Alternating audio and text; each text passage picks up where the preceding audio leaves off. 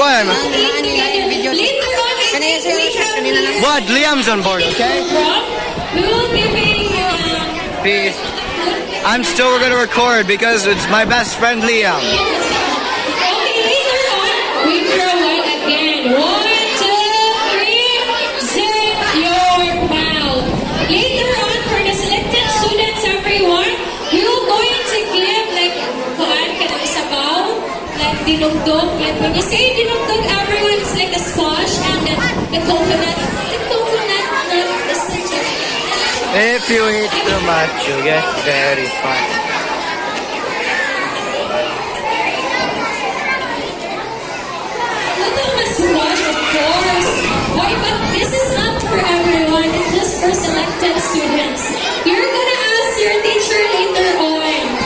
Okay? I think first.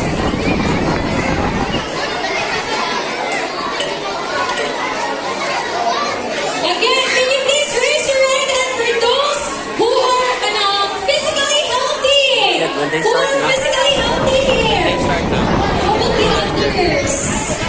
How about emotionally healthy? Ano naman ako isa, ma'am? Ano man, mahoy ka? Hello. How about mentally healthy? Uy, of course, we need to be healthy. Right? Again, please help me welcome our great Celtic students.